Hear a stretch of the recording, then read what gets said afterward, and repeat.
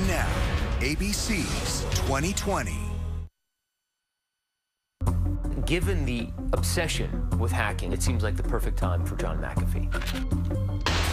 Tonight, one of the most famous and infamous entrepreneurs in the world, a household name on millions of computers. We're being spied on by our government. Duh. What did you do with the money? I wasted it like everybody has money. How to kiss nearly $100 million goodbye. But with cameras rolling on his life, how did he go from millionaire to murder suspect? I'm pretty confident that he ordered the murder. That story continues to get even more strange. I've been warned about John Afee. Setting up a new life and new business in Central America. Is there a specific point in Belize when he goes off the rails? Was he behind the murder of his beachside neighbor who hated his barking dogs? Of course he's the main suspect. Did you order a hit on him? Of course not, please. 9 of your dogs, your beloved dogs, are poisoned, and the person who threatened to poison them is dead. For 4 years, we've tracked him. Hello? As he's played catch if you can. From Belize to Guatemala. On the run from police. Miami to Middle America. Why go on the run? Because if I didn't run, I'd be a dead man now. Tonight, he's finally ready to talk about his rise, fall, and new rise. Only to 2020. Oh, Christ almighty, my friend. Are you losing your mind? Are you? And fireworks are just getting started. It's not going to happen. Goodbye. You're walking out on this interview. Yes, because you have not kept your damn word. Good evening, I'm Elizabeth Vargas. And I'm David Muir. He calls himself the god of computer security. And now John Afee, the man who invented the McAfee antivirus software and made millions, is now answering hard questions right here tonight about what happened after those millions. At a time when everyone is focused on computer hacking, he's front and center again. But for a man whose every move was once on camera, what happened during those mysterious off-the-radar years when the larger-than-life character was suspected of taking a life? Matt Gutman's been following him for 4 years to find out. There are so many layers to the epic, disturbing story of John Afee, maybe because there are so many John Afees. John Afee is one of the wildest characters you'll ever come across. There's Afee the party animal. John? Huh? Afee the Silicon Valley gazillionaire. It is the #1 computer threat. Afee the international fugitive. He's someone that I feel is dangerous. Even Afee the presidential candidate. Stand with me to protect our freedom. Pinning down the truth in Afee's life story is never easy because often it is as slippery as he is. He is like Teflon. Nothing sticks to the man. If the name Afee rings a bell, it should. There's a good chance it's on your home computer screen right now. Yep, he's the guy behind the famous Afee antivirus software. When we say we're going to talk tomorrow, does that mean face-to-face? I first crossed paths with Afee in 2012, but he'd become even more famous south of the border. He was on the run and would only talk to me by phone. You may think that you're not being followed, but I can assure you you are. Hello? Anybody home? But I wasn't chasing him around Latin America because of a cybercrime. This was a real-life homicide. Allegations that he murdered fellow American Greg Fall. We begin with that software millionaire on the run, suspected of murder. Police want to question Afee about the murder, but he didn't want to answer. He dodged the authorities all the way back to the U.S., where he has been ever since, never charged with the crime. The Pandora's box has been opened. But what makes this story even stranger is John Afee's latest incarnation. Our computers are no longer back home in the office. They are in our hands. These days, he's reemerged as a prophet of digital doom, and his apocalyptic warnings about today's cyber threats attract plenty of eyeballs, both in person and on TV. We're being spied on by our government. Even with all that attention, what he hasn't done since returning home is a no-holds-barred interview on every aspect of his past. But now, after more than 4 years, I'm about to get my chance. I've heard so many things about him. He's erratic. He's a high-tech prince of darkness. He's just plain dangerous that I'm nervous. I've been warned about John Afee, so I'm keeping my second cell phone and my credit cards here at the hotel so they don't get hacked. I drive on to our meeting place, a parking lot in rural Tennessee, where McAfee greets me like a southern gentleman. How are you doing, sir?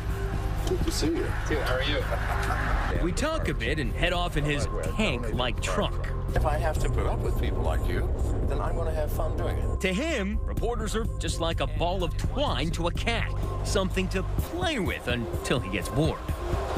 We arrive at a quiet suburban downtown for a casual lunch at this Mexican restaurant. Yeah, I like Mexican food, sure. Said you grew up in a town like this in Virginia, right?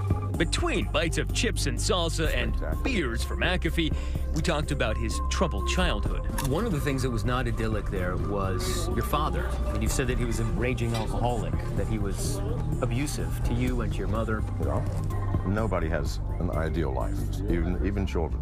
Died when you were 15? 15. Yeah, he shot himself. He shot himself? Yeah. People always look to the past to explain the present.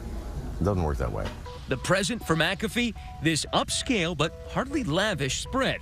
He shares it with his new wife, Janice, his ever-present bodyguard, and his dogs. As we sit down inside, fortified by a glass of expensive scotch, McAfee continues with his life story, saying that despite being a lazy kid, he always got straight A's. Math came easy to me. I never studied, but I just did what I felt like I should do. In college, McAfee says he began selling a product he knew he could sell: cocaine. But it's interesting that drug dealing was really your first foray into entrepreneurship. Yeah, well, it is it's entrepreneurship. It's everything. It's salesmanship. Then came the dawn of the go-go 80s.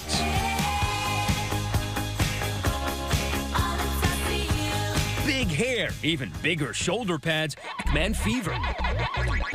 As the home computer revolution kicked in, McAfee, now working as a programmer, was among the first to identify its perils and a potential profit. A computer virus is a programmer written by a hacker with a unique purpose, and that purpose is to multiply and live.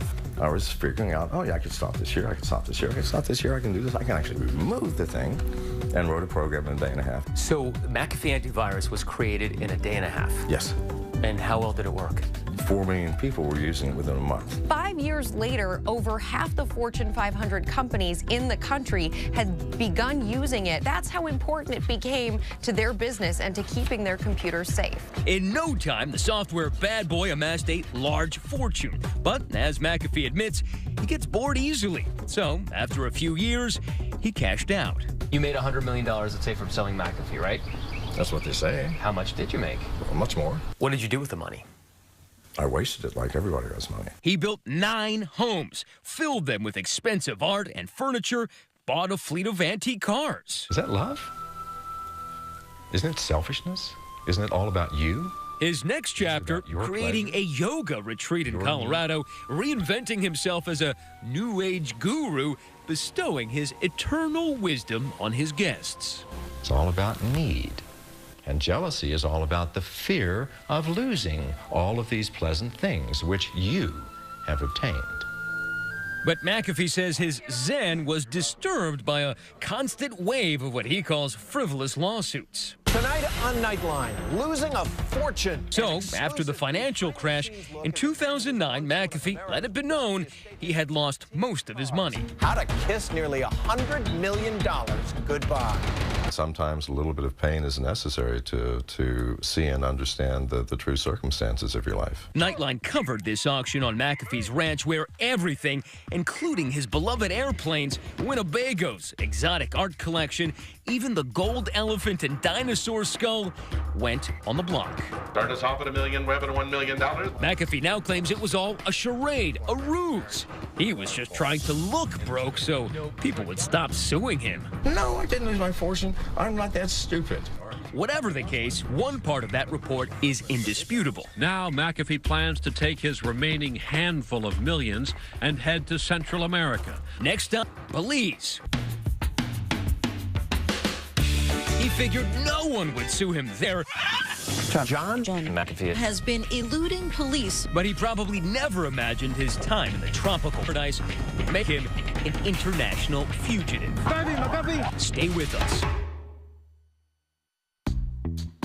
Here at Shea McAfee, the scotch is brought in by the case. And champagne is waiting as usual. Champagne is on ice. And excuse me for smoking, people, but it's one of my vices. Cigarettes are always ablaze, and the guns are always loaded. At 1,300 feet per second. This is at 800 feet per second. So which one would hurt more? Oh, this. Absolutely. But I'm not here for a party or target practice. I'm here to talk to him about how his life took a very dark turn during his Central American interlude. Why did you go to Belize in the first place? Well, because I'm a stupid man. Easy to joke now in his pleasant suburban kitchen, but back in 2009, before everything went so horribly wrong, Belize seemed a brilliant idea for John Afee, who was eager to escape the cascade of loss back in the U.S. Most beautiful beach in the world, a reef, a quarter-mile offshore. I snorkel, I fish, I swim, I love the water. It was beautiful. The quintessential millionaire's dream. He purchased a spread on an island called Ambergris Caye, surrounded by American expats. But McAfee's most intriguing fantasy wasn't on the beach at all. All right, get ready for some serious Heart of Darkness here. As seen on this CNBC report, he purchased a property in the area of the country and moved deep in the jungle to a place called Orange Walk, where he had set up a lab. And I thought, wow, this is a dream come true. Allison Adonisio was a Harvard-trained microbiologist he brought into the jungle. The famed entrepreneur was at it again with his latest startup venture, creating plant-based antibiotics. But she says the enterprise fell apart when benefactor started to become unhinged. He became very paranoid. He was talking about taking over the country. I started to think, this guy is a madman. McAfee says he was helping the locals, feeding poor families and providing many with jobs. I employed half of the town. I can show you a letter from the mayor saying that Mr. McAfee's done more for Orange Walk than any of our citizens have. Exactly what was he doing for those citizens? McAfee admits he brought in young women to be in his harem. Then there was the gang of convicted criminals McAfee proudly says he hired as his armed bodyguards, his own private militia. Everybody I hired was an ex-felon and had spent half of their life in prison. It sounds like that's a recipe for disaster. They never shot anybody, never even shot at anybody, never even pointed a gun at anybody because they were dangerous people. He called them hitmen. He told me repeatedly that he could have people hurt, taken out, if he wanted to. Adonisio says it all became too much for her. But listen to her traumatic account of what she says happened when she told McAfee she wanted out. When I did go over there, the conversation did not go as I expected. And, oh God, I feel so stupid. She wasn't able to go on. I'm sorry, The one time she was able to describe publicly what she says happened was in a documentary film about McAfee called Gringo. I told him I had a headache, and he brought me, he went into the other room and he brought me pills and a glass of orange juice. It tasted foul. She says he drugged her with that juice and then raped her. I only have sort of flashes of recollection. He was standing over me, naked. I grabbed my clothes. I don't even remember taking them off. Adonisio says she quickly fled Belize without telling the local police. She says U.S. authorities told her they had no jurisdiction, so no charges were pursued. I don't know what to tell you except that I have emotional and physical scars from that experience. Allison Adonisio, a madwoman. A madwoman? A madwoman. Well, she claims that you raped her. You drugged her and raped her. Well, she can claim whatever she likes. Never had sex with her, certainly never raped her. She seemed rational. She was not. I find it rather ironic that somebody as unhinged as McAfee would say that I'm unstable. I think that I'm pretty strong considering everything that I've had to go through. In April of 12, McAfee was about to have trouble law for an entirely different reason. There was a belief that he was manufacturing illicit drugs on the compound, as I said, because of all the different criminal elements that were there. It's very unusual that you'd be doing research into plants and you need so many people to protect you. Belize's gang suppression unit raided his lab, they say on suspicion he was making meth. No drugs were found. McAfee claims the government was harassing him because he wouldn't pay bribes. I was on the verge of something when I refused to pay an extortion for $2 million, and a week later, the gang suppression unit destroyed my lab. McAfee abandoned the jungle and moved back to Ambergris Key, but trouble followed. Among his neighbors was this man, Greg Fall, a builder who came from Central Florida to Central America. This is the house in Belize. Took him about 7 years to build it. Greg's mother, Eileen Keeney, says her son wanted a peaceful retirement in the Caribbean, but when she came to visit him a few months later, she says it was anything but peaceful. Greg was not happy with him, and he had had some issues with McAfee. Keeney says her son Greg was disgusted by what McAfee had brought back from the jungle, that harem of women, the armed guards, and especially the swarm of dogs that constantly menaced passersby. He said, now, we're going to be walking past McAfee's house, and there's going to be dogs there. Now, they're usually fenced up, but he says, I just want to warn you. As Keeney headed home to Florida, she had no clue what was ahead. 2 days later, she received an unfathomable phone call from her daughter. And then she told me, Greg's been murdered. And I left out this blood-curdling scream. A brutal beachside murder. Was the eccentric millionaire involved? I have a couple more questions about that. Coming up, when we press him, we discover that is a touchy subject. It's not going to happen. Goodbye. You're walking out on this interview. Yes, because you have not kept your word. Stay with us. November 2012. Trouble is brewing in Belize. American Greg Fall has had it with his neighbor, John McAfee's pack of aggressive dogs, and he told friends he was going to take care of the problem. Greg had told them that he was going to poison the dogs. Then, one evening, some poisoned meat is thrown over McAfee's fence. All 9 of his dogs are poisoned. Gregory Fall complains about McAfee's dogs, and shortly after, the dogs are poisoned and they die. The very next night, an intruder sneaks into Fall's home, tasers him several times, and then shoots him in the head. No one has confronted McAfee, and Fall did. You see, there's a linkage there. The house showed no sign of forced entry. Nothing was taken from inside. He was brutally murdered, and he had no enemies. But Belizean journalist Jose Sanchez says his country is notorious as a place just about anyone can get away with murder. Unless there's an eyewitness to a crime, murder is rarely solved in Belize, and that is the reason why there's a 3% average conviction rate.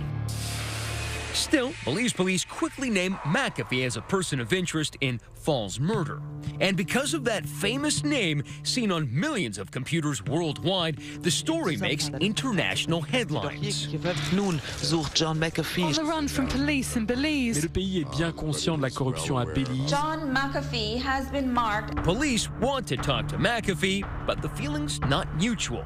Even as of the murder break, Police launch a full-scale search for an eccentric McAfee goes on the lam.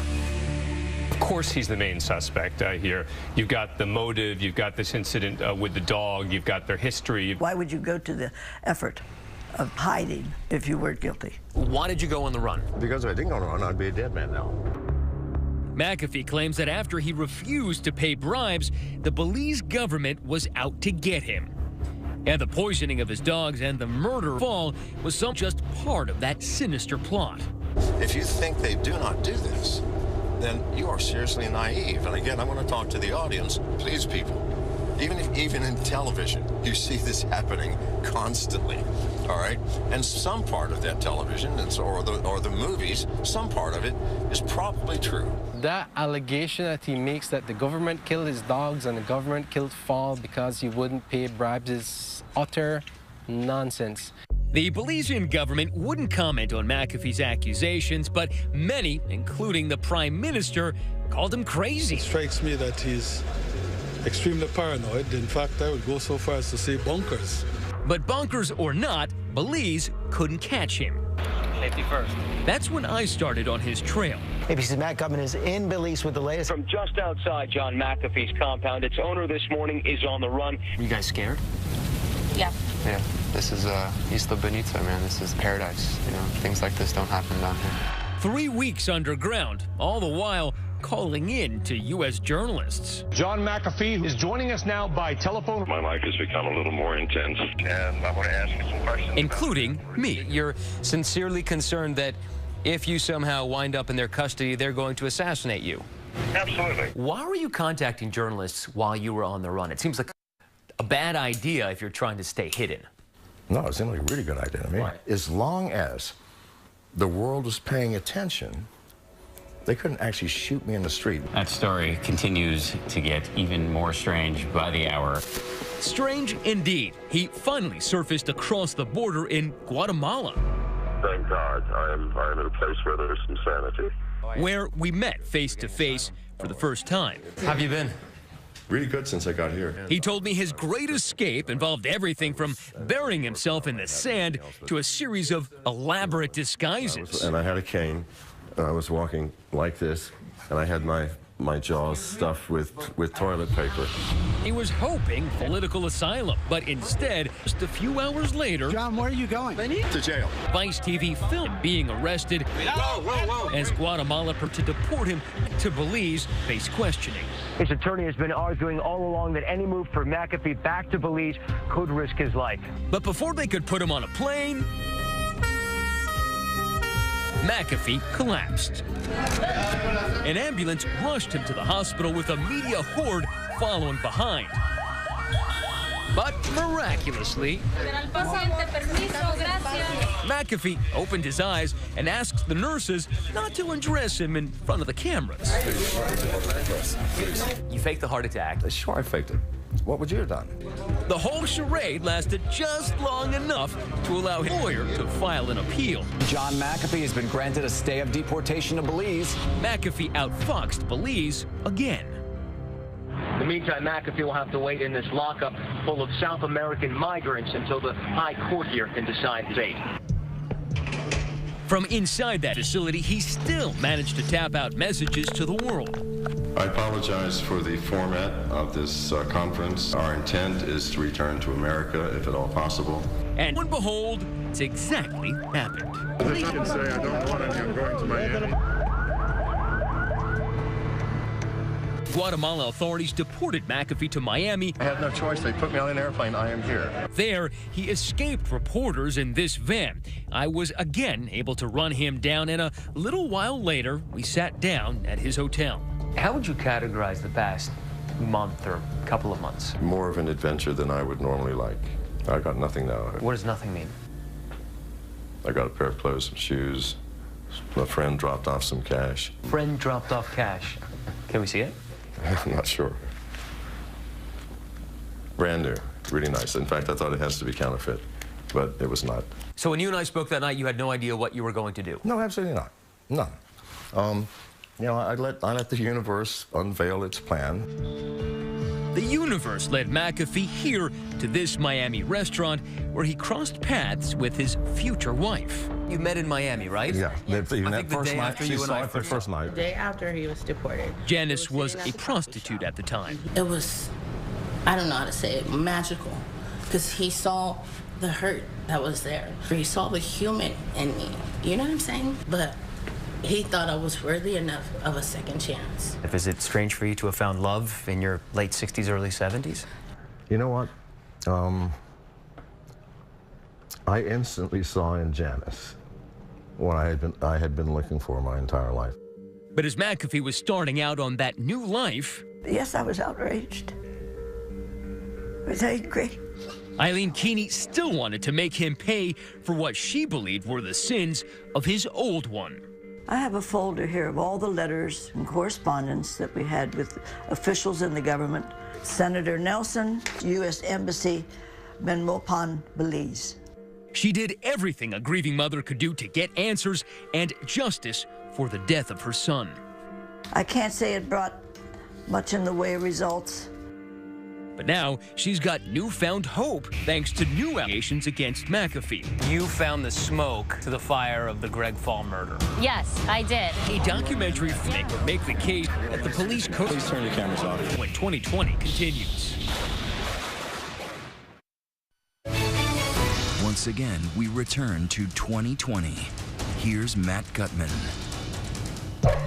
In his rural Tennessee outpost, John McAfee has a new set of dogs. But he's pretty much given up the trappings of his old millionaire lifestyle. They sealed. Matt, we're rolling. For a guy who in Belize had all of these toys, he had boats, he had a sailboat. This is a very quaint suburban lifestyle. The things you think you own you. But even here, he still has an armed bodyguard anywhere he goes. People ask me, do you think you're ever going to have to use that? I said, no, but you only get one shot. And a private arsenal at the ready inside the house. And I don't even know what this thing is. What is that? I'm not going to tell you what that is because that's the newest weapon available. Oh, we're not telling anything. Is it a real gun, though, or is it like an air rifle? Believe me, it's a real gun. Do you have a fascination with guns? I have no fascination with guns. I have a fascination with survival. When you held that gun up to your head in that picture, were you thinking about your father who took his own life? Oh, Christ almighty, my friend. Are you losing your mind? Are you? No. McAfee and his wife claim that for the past 4 years, they've been followed wherever they go. We had been chased for days, and you could see the same cars and trucks over and over and over. Are you paranoid? If I were, would I know? He makes a lot of preposterous statements. Paranoia or not, there's no doubt at all that filmmaker Nanette Burstein has been hot on his trail. When her film Gringo was released last year, it caused shockwaves thanks to interviews with McAfee's ex-employees who talk about his bizarre activities. When it specifically comes to Fall's murder, You think you found the smoke to the fire of the Greg Fall murder? Yes, I did. this man, McAfee's beachfront caretaker named Cashin, alleges his boss paid to have it done. This Thursday night, the dogs were poisoned. The following morning, sometime around 9 o'clock, John called me. He said, take this money, $5,000, and go put it in the guy's account. It says the man who got that money called him late the night of the murder to come pick him up. I hung out of the bushes. It was like 100 feet from his house. Then realized that this $5,000 was for to do that. Do what? To kill the guy. You know, to kill the guy.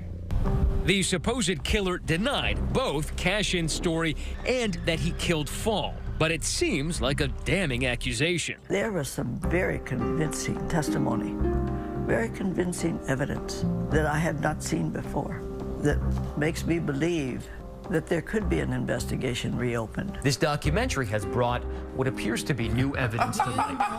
McAfee laughs it off. What? Wait, everyone who went on TV called me and said, they've offered me cash. They offered me $12,000 US. I said, take it. McAfee accuses Burstein of paying Cashin and others in the film to tell lies. He got $12,000, but he was smart enough to make up a story that nobody would believe except Nanette. Because she's the most naive woman I've ever met. Nanette has been after me since... McAfee posted videos online in which Cashin and others take back what they said. John had nothing to do with that murder. What I told you, Nanette, was a fabrication to earn what you offered to pay me. Those are some serious accusations. They are. Burstein denies paying for any interviews, though she says she did pay what she calls a nominal fee for some photos. She says McAfee was the only one who paid for a story, pressuring Cashin to recant. I called him immediately and said, listen, why did you do this? And he said, someone showed up at my house that works for John. They offered me thousands of dollars to say this. People in Belize understand why Cassian and the others have to say that they made it all up, because their lives possibly could be in danger. Now, both Cashin and McAfee deny that he was paid off to change his story. Let me make this perfectly clear. I had nothing to do with the murder of Gregory Fall. You're asking the most ridiculous thing. This is not, you have to admit that it's not ridiculous. It is. That your dogs, 9 of your dogs, your beloved dogs, were poisoned. And the next killed by day, the government. that would make a man who loves animals absolutely irate. Right.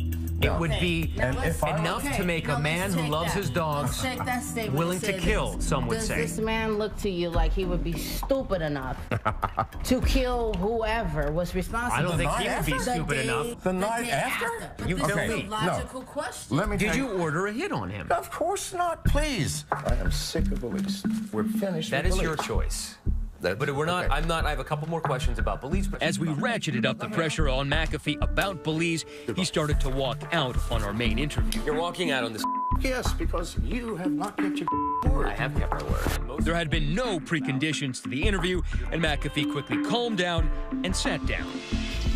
But coming up next, I follow McAfee where none of this matters, where he is a hero, and the subject is the future, not the past. McAfee, a barely passive iris scanning program, updates at the worst possible times. Here's the thing you rarely see, and invent trashing the product that made him filthy rich. I've had nothing to do with McAfee software for over 15 years. I've had more pressing things to do. In this masterpiece of satire called To Uninstall McAfee Antivirus. This is my lab, Bartholomew. He's going to take you through uninstalling the McAfee antivirus software. McAfee makes light of his harem and his affinity for drugs and weapons. I know what to do. I know exactly what to do.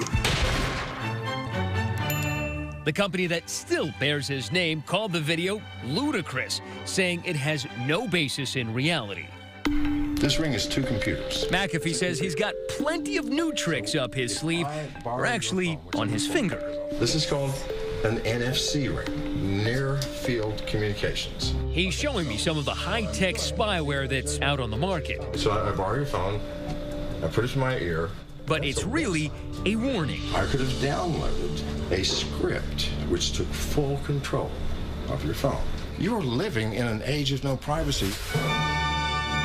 This is my new product, F-Key. McAfee's still a player in the cybersecurity business. This is not just my online accounts or the key to my car, key to my house. It's my every key. But very 2017. They are the revolution of access control. John Afee. He's the CEO of MGT Capital, a company that invests in cybersecurity, like this cell phone, which McAfee claims is the first ever that can't be hacked. Given the obsession with hacking, it seems like the perfect time for John McAfee. Well, it's an opportunity for me to speak again.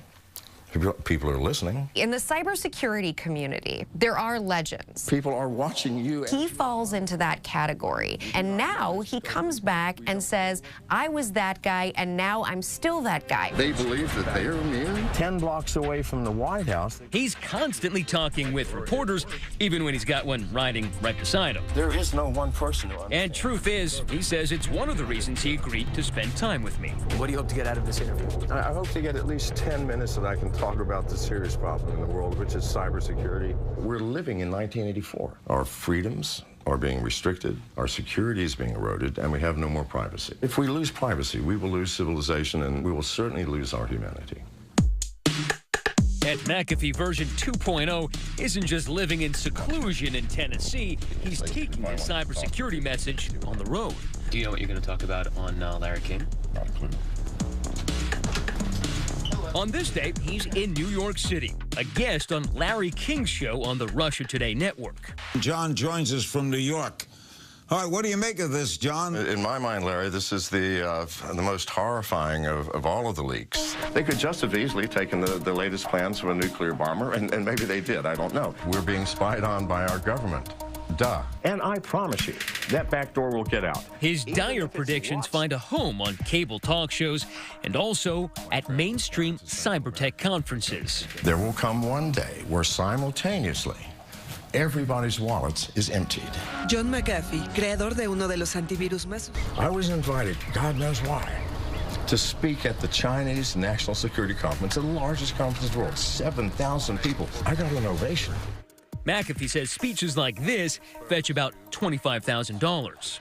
And last year, McAfee took his public persona to new heights. Welcome back to our Libertarian Presidential Forum. Remember this guy? McAfee ran to become the Libertarian Party candidate for president. Liberty means that our bodies and our minds belong to ourselves. Finishing a respectable runner-up. How can someone of that caliber, of that character, think he can run for the President of the United States? Meanwhile, people like Greg Fall's mother, Eileen Keeney, are wondering why no one's asking about what happened in Belize anymore. And I'm thinking, how can this happen? I used to think that he was just odd, flamboyant, a rebel. But he's not a rebel. He's a rapist. He's a dangerous individual. Authorities in Belize have never charged McAfee, but he's not out of the woods. Former employee and current accuser Allison Adonisio says the FBI is currently talking to her and others about McAfee's activities. My understanding is that there are recent and active investigations still into the murder of Greg Fall. My hope is that justice will eventually be served. But McAfee did have one scrape with the law. John Afee, the FBI is looking for me if you don't call him, sir. The FBI? And it all captured on tape. Well, you know, I'm sure that God is computer security. Stay with us. Passes this truck and hit a car head on coming hill right here, and I was like, Who played Catch Me Can with the Law in America finally got caught in Central Tennessee, but not for what you might think. John McAfee is over on suspicion driving under the influence, not from his Tennessee. I'm John Afee. You're probably right about it. yeah, I don't know who you are. Really? I don't. He wasn't drunk, he said. He was high on Xanax. High on Xanax. How many Xanax had you taken? Well, what the doctor prescribed. There was legal prescription. The guy that's accused of murder Lee and in Guatemala. Escaped from there and been living here for years. The FBI's going to be looking for me. Don't call her, sir. The FBI? I mean, you were in the back seat of that police cruiser raving. So you stay with the virus deal? Well, you know, I'm sure that God is computer security. My lawyer wanted to fight it. I said, listen, no, 48 hours in jail, I can do. McAfee pleaded guilty, and since his license is still suspended, he sits in the back seat with me while Janice drives. Why were you prescribed Xanax? What were you taking it for? I was not sleeping properly. I always have a lot on my mind. What's keeping him awake? Perhaps not those questions from Belize, but no matter how he's reinvented himself, he remains unpredictable. Just hours after we said goodbye to him, a new McAfee health scare, and this time he wasn't faking. His appendix had burst, and he landed in the hospital, texting me this picture. Once on the mend, McAfee turned on me again, texting me, "In the end, you proved no better than what one would expect from low-life mainstream media." Meanwhile, back in Belize, echoes of McAfee's infamy remain. At the site of his old property, there's now a watering hole, fittingly called John's Escape. I can't say I've given up on my hopes for justice. But Eileen Keeney is confident that John's escape is just temporary. Maybe I just have the faith that I believe that it will come. God has a way of taking care of people like him.